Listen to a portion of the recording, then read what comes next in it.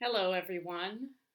Welcome to the First Unitarian Society of Milwaukee's online worship service. I'm Reverend Dina McFeeters, and I'm honored to serve as Associate Minister. We welcome people of all genders, sexualities, ages, races, ethnicities, histories, and bodies. We welcome your mind, your heart, and your spirit.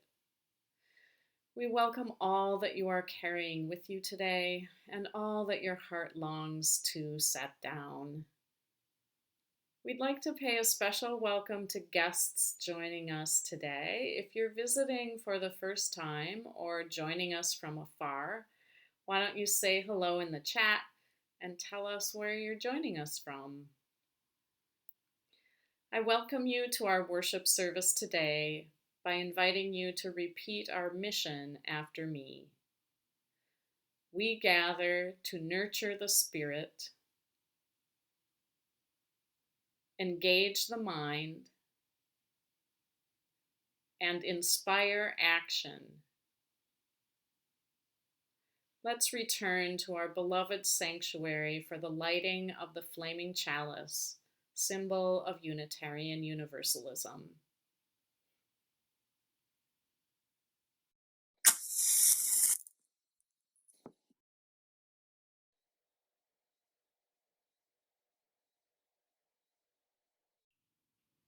Good morning.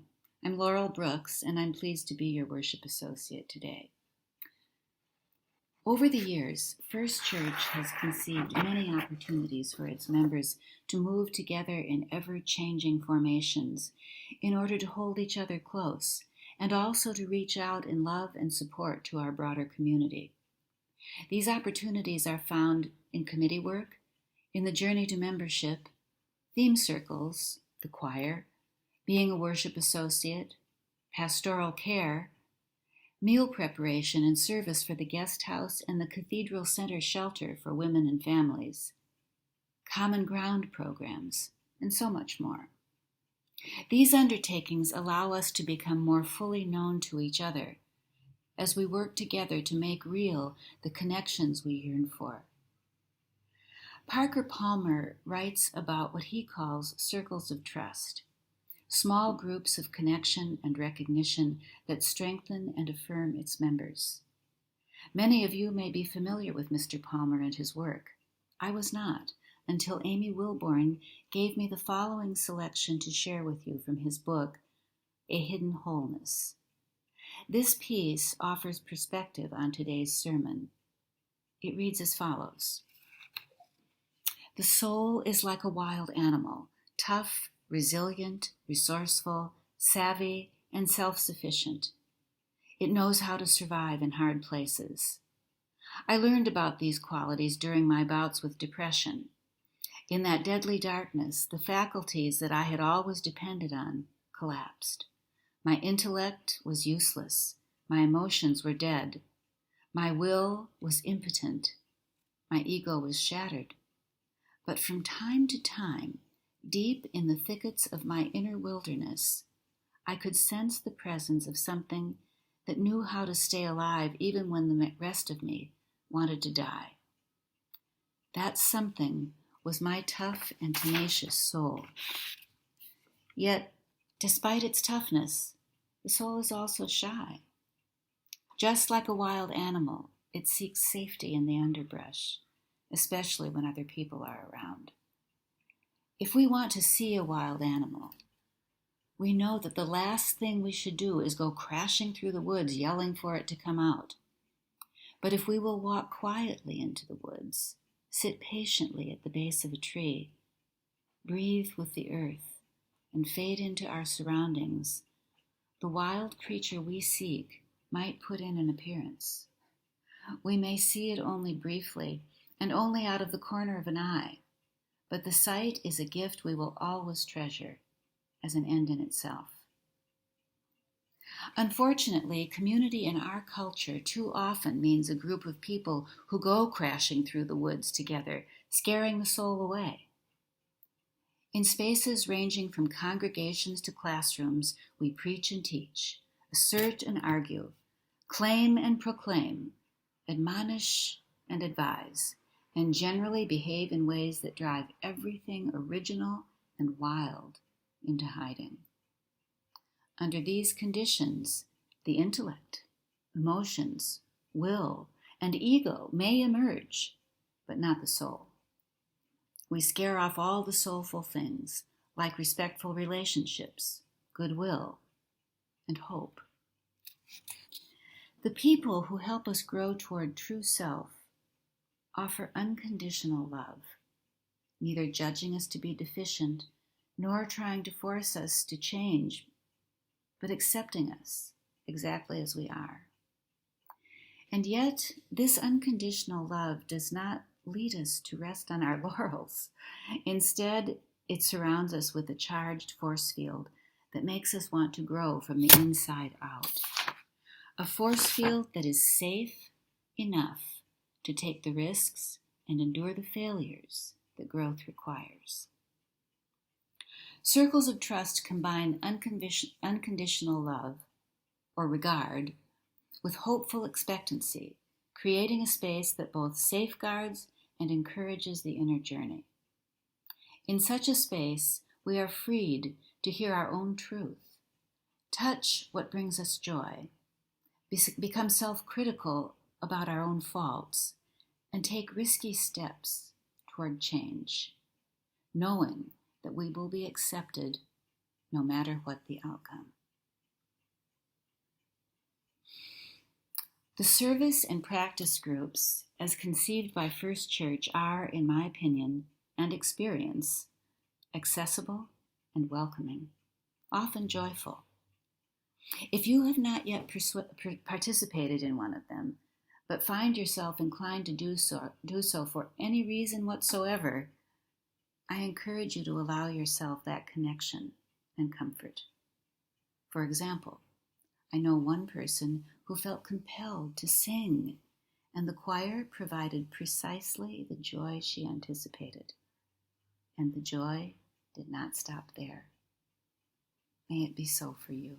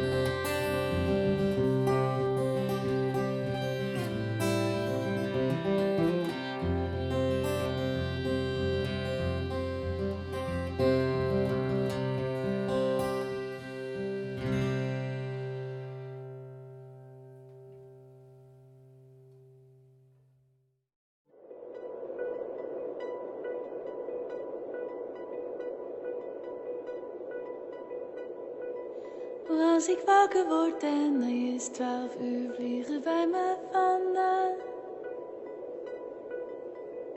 Hij haalt zich in en ik lig stil. Terwijl ik buiten de buien hoor overgaan.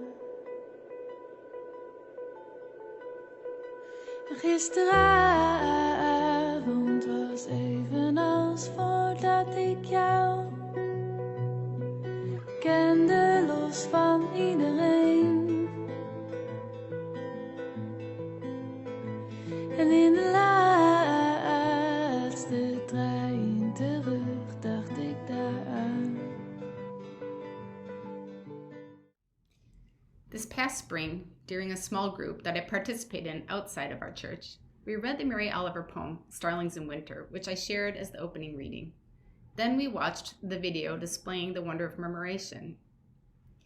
Murmuration refers to the phenomenon that results when hundreds, sometimes thousands of starlings fly in a swooping, intricately coordinated pattern throughout the sky. I'd seen this phenomenon before, as I'm sure many of you have, but never explored the science behind it. I never asked myself, how do they stay together? Who follows who, or why do they do this? While murmuration continues to remain mostly a mystery, even to scientists, I have learned a few things since the retreat about what they have discovered about murmuration.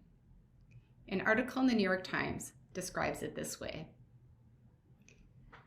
There is no single definitive explanation for why starlings murmurate, though most scientists theorize that the behavior helps protect the birds from predators.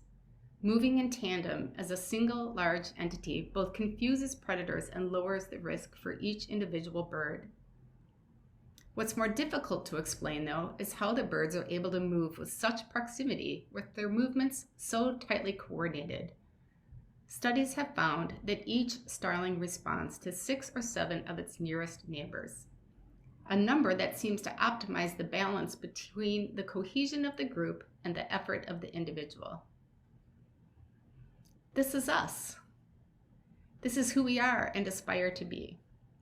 These birds responding to each other are part of a dynamic system whose parts create a whole group with emergent properties. Like the starlings in a murmuration, our survival depends on a foundation of interdependence and belonging.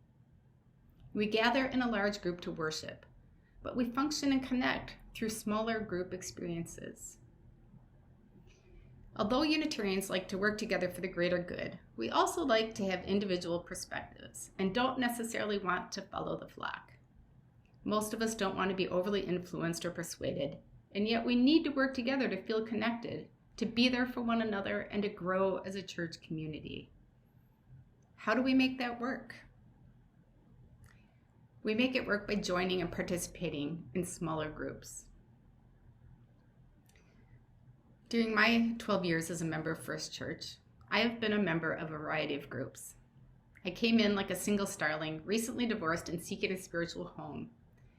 I was satisfied in the beginning to leave my children in RE and have adult time in the sanctuary.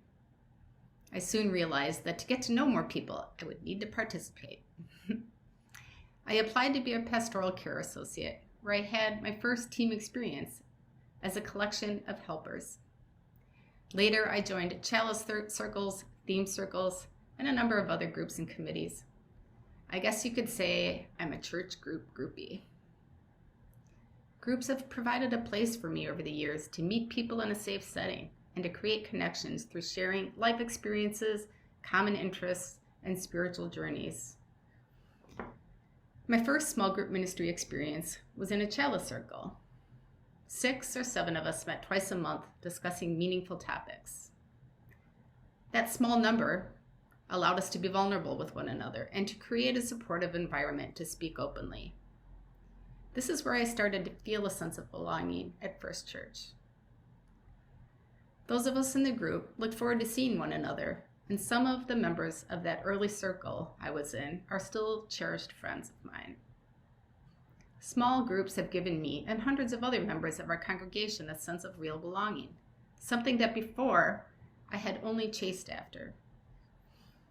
In Brene Brown's book, Braving the Wilderness, She says that true belonging is the spiritual practice of believing in and belonging to yourself so deeply that you can share your most authentic self with the world and find sacredness in both being part of something and standing alone in the wilderness. True belonging doesn't require you to change who you are. It requires you to be who you are. I remember reading that years ago and thinking, right on, Brene. But I did not truly understand it until I experienced it for myself. This to me is what makes small groups important, being able to show up as one's authentic self. There is no requirement to belong other than that. A few years ago, I was invited to participate in another small group ministry experience called Geography of Grace, which is a Circle of Trust curriculum created by Parker Palmer's Center for Courage and Renewal. The purpose of this particular group was to meet monthly and dive into a different type of landscape through a reading or poem. What made this group so impactful, which is true for any Circle of Trust, were the touchstones that we followed as guidelines for creating trust in the group. A few of those touchstones are being fully present, no fixing, saving, advising, or correcting each other, trust and learn from the silence, and observe deep confidentiality, among others. These touchstones help to create a container of trust for participants. During our meetings, we reflected on the readings individually by journaling about open-ended questions. Then we broke into dyads or triads to share our reflections. Through that sharing and listening in that safe space, we were able to experience a deep level of intimacy in our discussions without necessarily even knowing one another. There were times when I would leave the group having visited a part of myself that I wasn't even aware of when I walked in the room. I gained personal insight. I felt deeply cared for, and in turn experienced profound compassion for my group mates. Geography of Grace even changed my perspective on friendships. I spent a lot of my life wanting to be part of groups, seeking ways to fit in. I chastised myself over the years for not having a gaggle of girlfriends like other women seem to. The level of connection I experienced in Geography of Grace, though, was the type of connection that I wasn't even sure I was seeking. The safety and compassion of the group allowed my shy soul, as Parker Palmer calls it, to be seen. Our shy souls all were invited, but not demanded to show up. It was transformational for me, and I know others in the group felt the same way, as most of us shed a few tears when we disbanded as a circle. It was also through Geography of Grace that I was able to understand my individual significance within the congregation. It is said that the movement of starlings shows that a change in the state of a single starling can affect and be affected by every other starling in the flock, no matter what size. A single person in this group, Geography of Grace, randomly chosen, sat and listened to me bare my soul during a rather dark time in my life. And that single person helped me feel seen and held at a time when I was feeling insignificant. The recognition of my own significance led to a ripple of caring that moved me toward being a worship associate, where I used my voice to share messages of hope and belonging with others through the ministry of storytelling. Small group ministry is a place for spiritual practice and also a form of spiritual practice. A spiritual practice is something we do that is consistent, intentional, and connective. It binds who we are to all that is. In an article about small group ministry published in UU World magazine, the author describes the small group experience this way. As a spiritual practice, small group ministry focuses on process, not problems. It aims to treat all content of a person's life in the same way, as a moment worthy of one's full, undivided attention. It does not aim to offer advice, guidance, and direction, or to resolve personal problems. It simply stops time so that the full presence of each person is acknowledged and appreciated in that moment. I want to repeat that part again. It simply stops time so that the full presence of each person is acknowledged and appreciated in that moment. I've experienced that over and over in the various groups I've participated in here. What a gift. This is a gift that can be extended to all of you. Starlings move in tandem, a single large entity to confuse predators, but also to lower the risk for each individual bird. When we care for an individual in our congregation, whether it be through a small group or extending care after a loss or hardship, we strengthen our connection to one another as a larger group. We protect each other through our interdependence. At no other time was our congregation's interdependence more challenged than during the pandemic. Virtual small group ministry played an important role with many individuals during isolation and continues to do so. I'd like to share with you a few testimonials from participants in these groups who found them helpful. These groups have been described to me by some people as a literal lifeline. Eileen Teska shared this about her experience.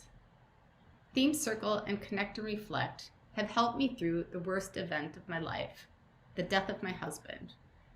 They both create a warm, trusting, small community. Through thought-provoking questions and exercises, prompt self-reflection and sharing of experiences, thoughts and feelings on a deeper level than most longtime friends ever confide in each other. Both have been an important part of my life these last 3 years. This one is from Barbara Collignon. I would say that meeting weekly over the past 2 years for poetry meditation has been one of the most pleasurable experiences of my life. We began to know each other so much more deeply than we might have in casual conversation. I left each session uplifted and inspired, grateful for the insights I'd gained into the poetry. But more importantly, I cherish the connections I've made with people in the group. Poetry meditation has maintained and increased my connection to First Church. Nancy Pajewski, who moved to North Carolina, but has been able to stay in touch with our congregation through the weekly Connect and Reflect, shared this. What I love about Connect and Reflect are the deep, rich relationships that emerge from listening and being listened to as we respond to open-ended prompts about ourselves and the world. Small group ministry encourages me to be honest and authentic, and to figure out who I really am. I've become a better listener and a better sharer in my relationships with family members as a result of this group. Virtual groups created a portal for individuals to stay involved and in community with one another.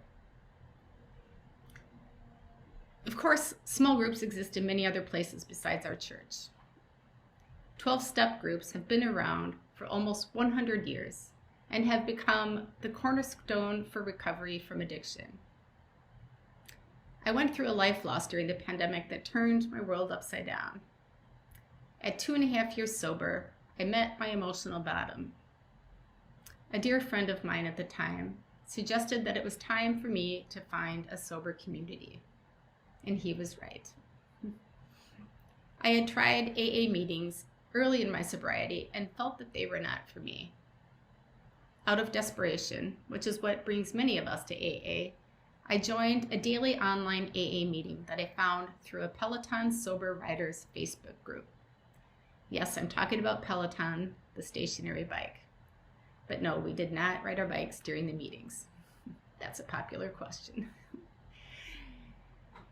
I mostly listened at first and did some crying, but slowly opened up.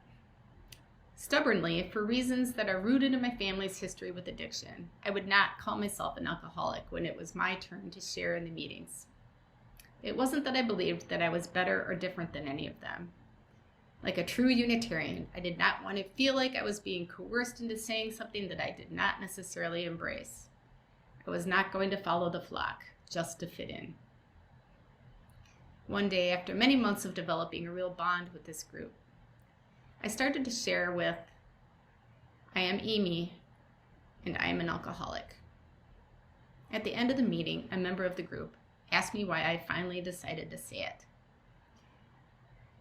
I explained to the group that I had a complicated history with the term, but that because I wanted to be in fellowship with them, I wanted to say what they were saying. I didn't do it to belong. I did it because I did belong. Being a member of AA has given me a roadmap for life. We share our highs and lows, our stories of strength and hope, and our stories of desperation. The great power of the 12-step experience is being in a room with the newcomer who has yet to find their way and the person with decades of sobriety who leads by example. We both need each other to be reminded of what it is like at the beginning when one feels lost and afraid, and to have the hope of one further along in recovery to see what a whole and fulfilling life can look like without alcohol. AA groups share some common characteristics with circles of trust that help to make them so successful, such as providing space for deep sharing and confidentiality. We care for the individual in AA and tend to the health of the group, just like starlings in a flock. We practice murmuration as a congregation. It is through smaller group experiences that we, just like the starlings, optimize the balance between the cohesion of the group and the effort of the individual, because it is in these small groups that an individual can truly be seen and heard. When we come back together as a larger flock, after sharing ourselves in these small groups, just like the 6 or 7 starlings in our murmuration, we are better able to work for the greater good of the congregation. It has been revelatory for me to experience belonging in its true sense. It's not only strengthened my sense of belonging to this congregation, but most importantly to myself. And now it is something that I feel passionate about giving away. What type of group do you long for? Maybe small group ministry is not something that calls to you. Maybe it's joining the choir, teaching RE, working on the Social Justice Council, or attending the Buddhist study group. Together we are like a large group of starlings, swooping through the sky, an overwhelming spectacle. But remember, each starling responds to 6 or 7 of their nearest neighbors. They vibrate off one another, protect one another, and keep each other warm and safe. There's a place for you at this church where you can sing your heart's song and have it heard. Find your flock. Like Mary Oliver suggests in her poem about starlings, be light and frolicsome, be improbable, beautiful and afraid of nothing, as though you had wings. May it be so.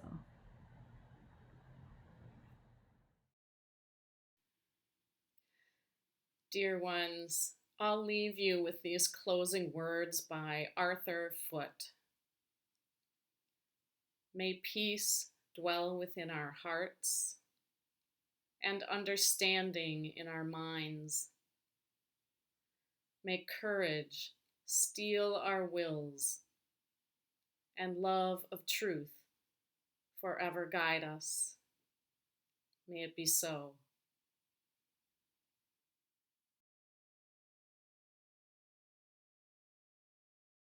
We are going, heaven knows where we are going. We know within, and we will get there. Heaven knows how we will get there, but we know we will. Whoa, yeah, yeah. Whoa, yeah, yeah. Whoa, yeah, yeah. Whoa, yeah, yeah. Whoa, yeah,